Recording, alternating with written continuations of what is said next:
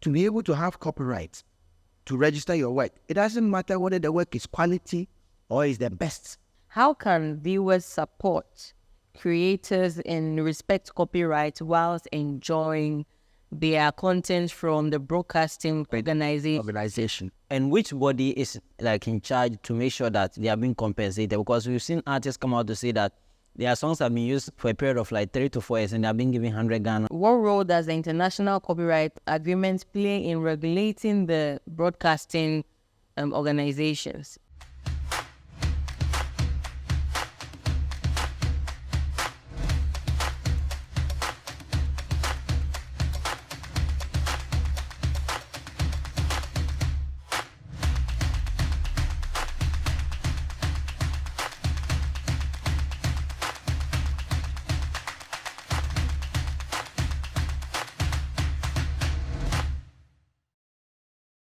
Hello, welcome back. This is Bnoskka IP Zone, and today too we're going to do our 15th session of our intellectual property and discussions that we're going to have in this studio.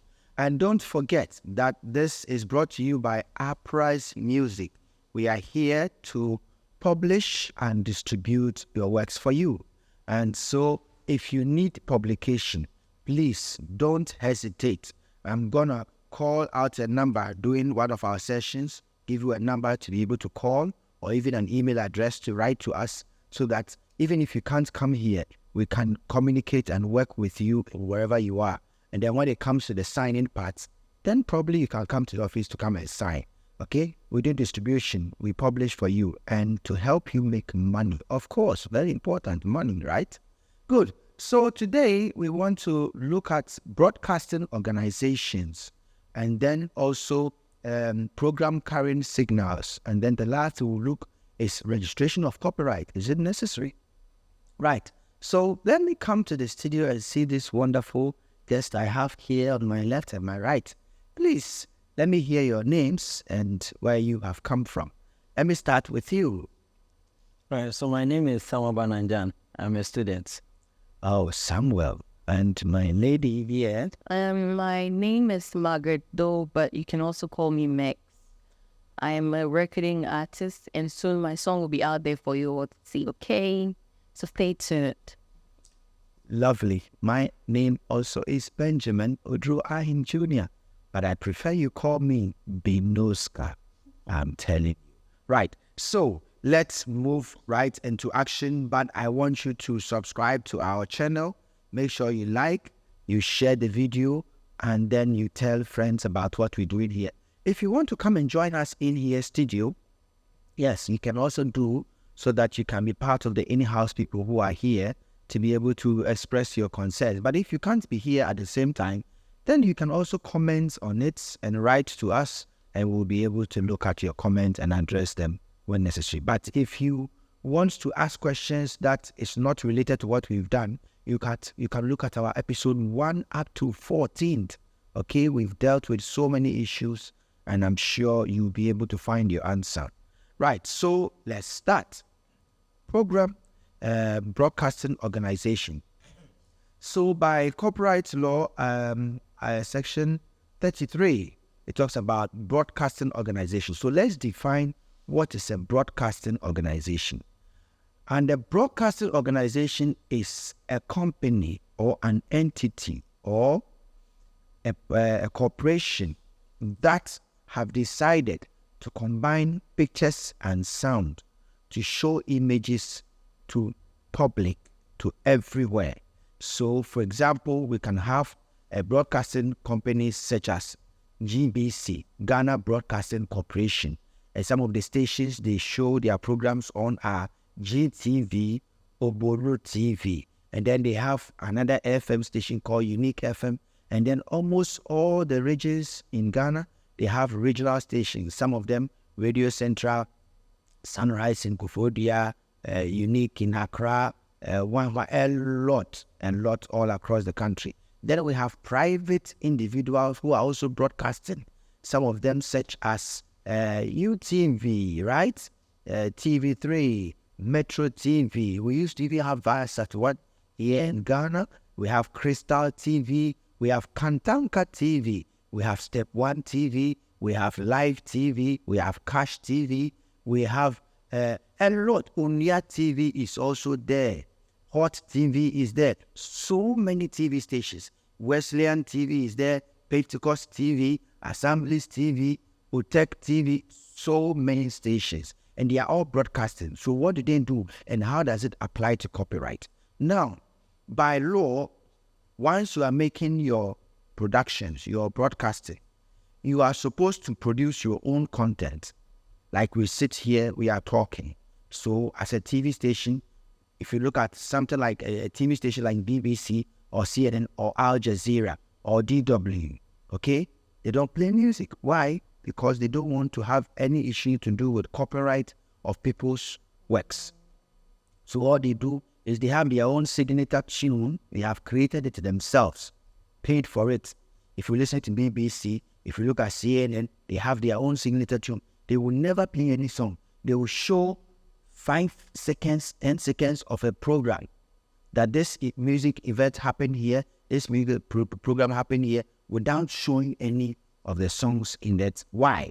So that they don't pay any copyright. And once you do that, once your station is also going to other countries, then you have to be able to pay royalties to every other country where your signal penetrates. If you play music and if you stream people's videos, okay? So broadcasting corporations, or by their works, they are supposed to produce their own content so that they have rights over that content.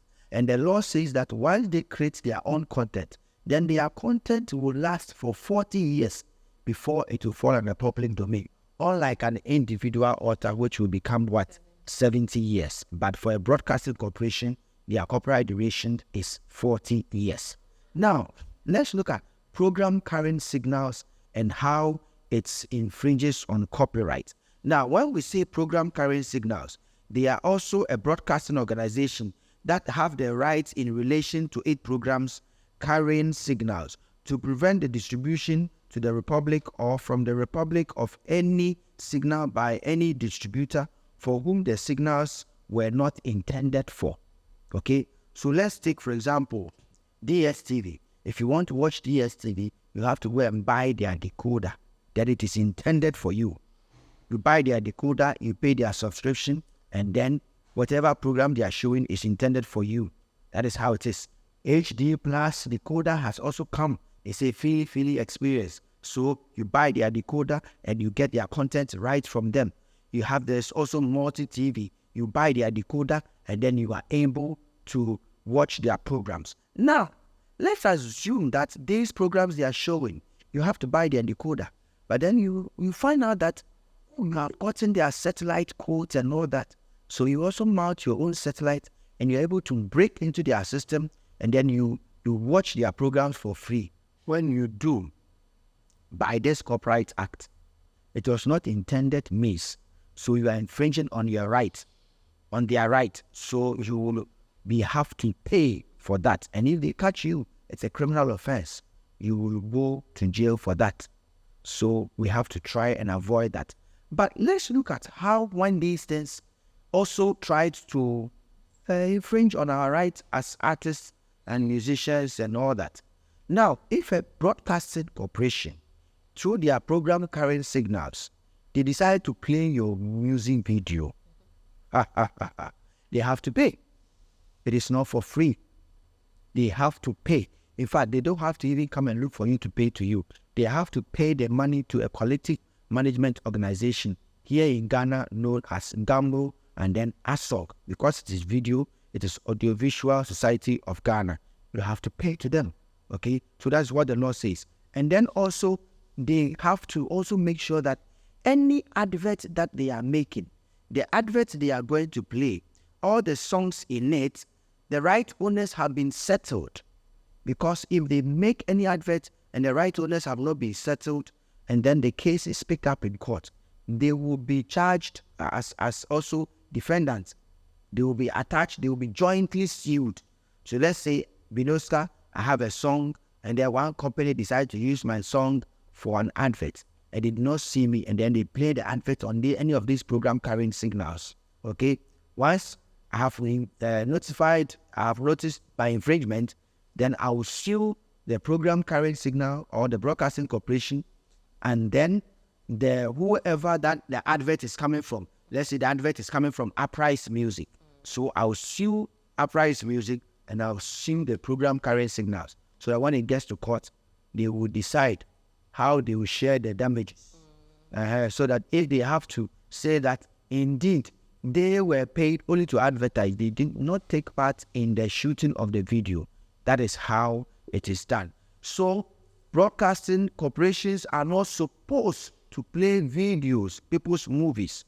So sometimes you would hear companies like DSTV and HD Plus complaining that people should stop finding dubious means to watch their signals. And this is also not appropriate. So we must try and avoid all these things. The rights of a broadcasting organization referred to in this act protect until the expiration of 40 years from the date of making their broadcast or their signal. So until 40 years passes, let's say today's program they do, it has to be 40 years before you can pick that video and do whatever you want to do with it. If that 40 years has not come, then you need to go and seek their permission, just like an individual person's right. So this is how it is. Now, let's look at registration of copyright. The law says in section 39 that the copyright administrator appointed under by the president shall open and maintain register in which shall be registered association of authors, works and productions.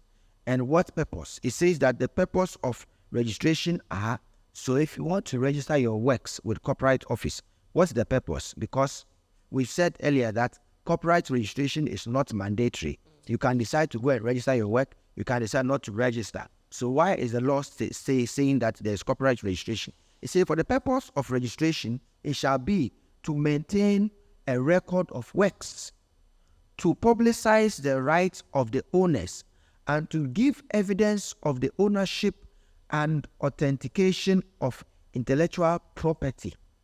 So if you go to Copyright Office to go and register your works, it is not that they are going to make you the owner. No, it's just to keep a register and then also to publicize your right. They publish in the news that these are the people who have come to register this and this and that.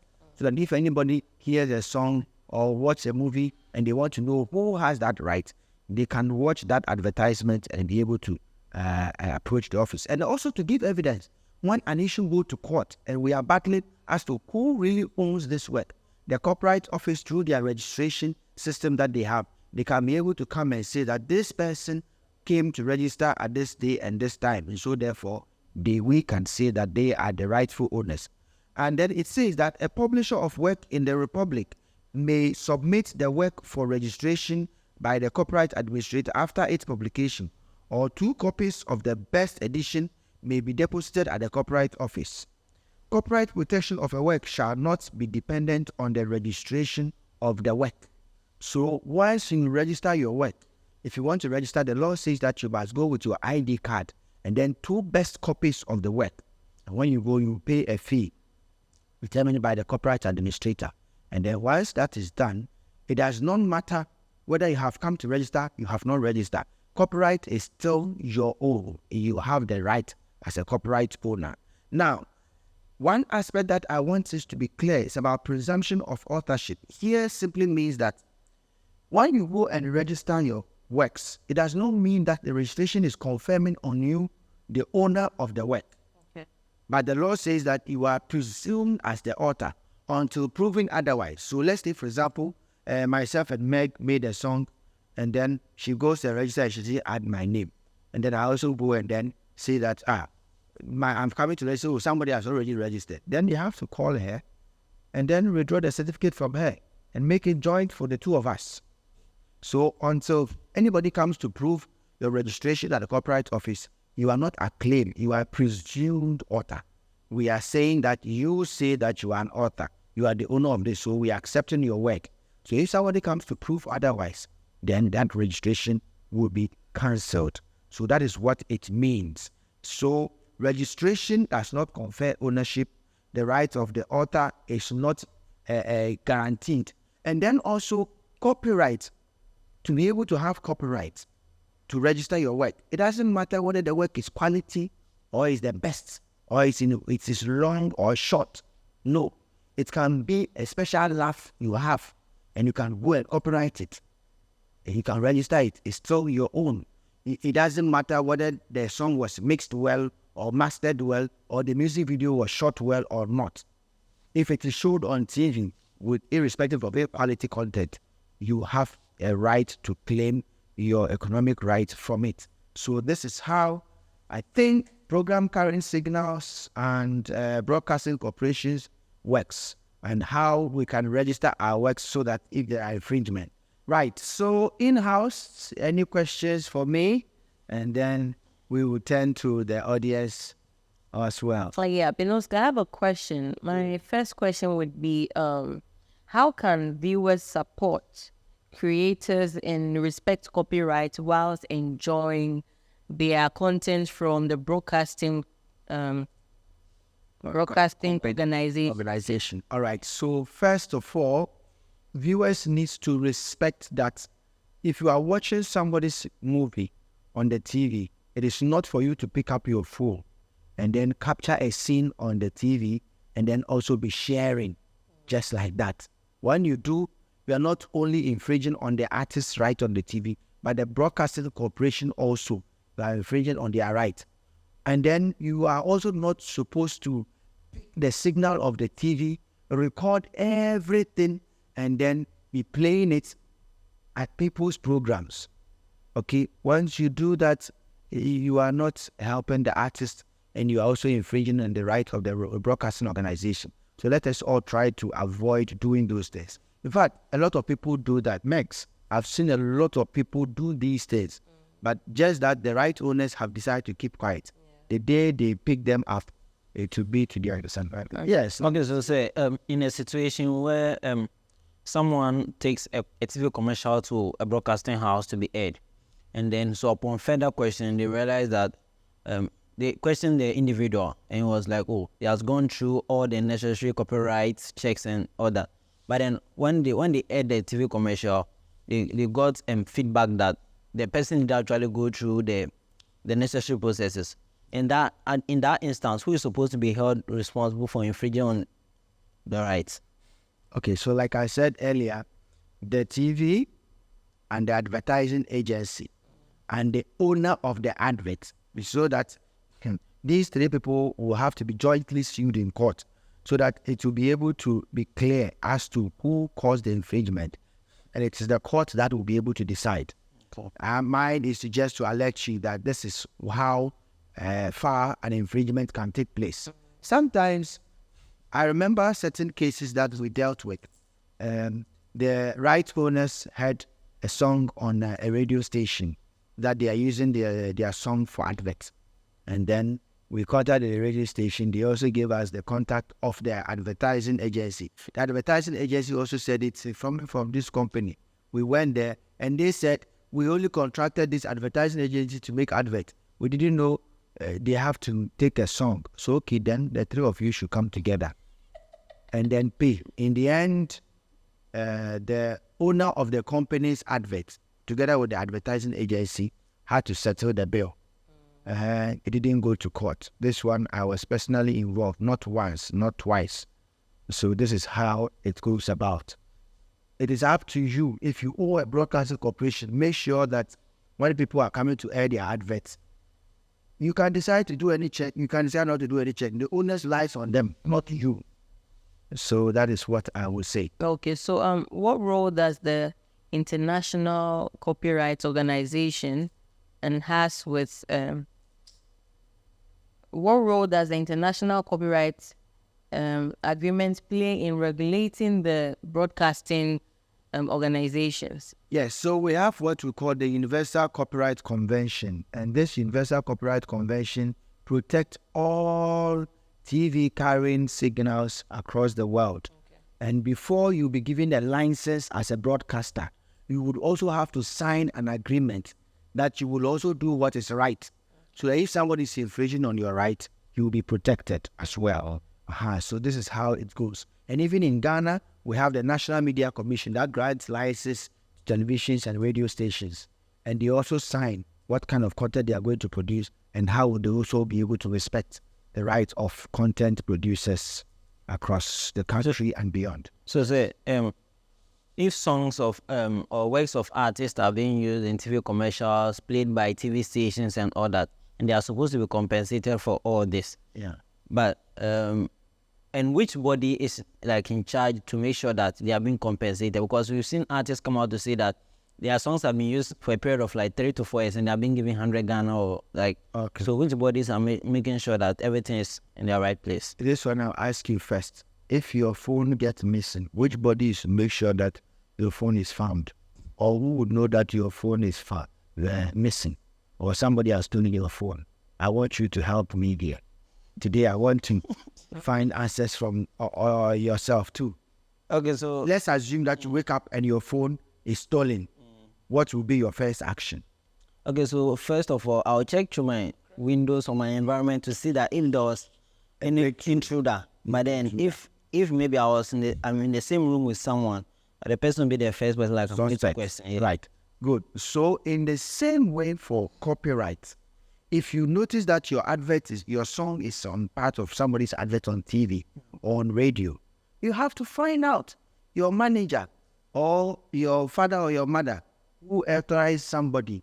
If nobody has authorized anybody and you haven't gotten any money from them, then it means definitely it's an infringer. So it's an intruder who has intruded in your intellectual property. So you have to go to court or go to police station. If it's about criminal aspects, go to police station. At the same time, go file at court to get civil remedies. We'll look at remedies, infringement, and how to handle it in the next episode. Okay, But so it is not any government established institution to be making sure that people's rights are protected. It is an individual responsibility.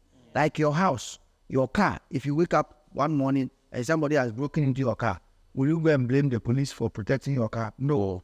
So the same way it works with copyright.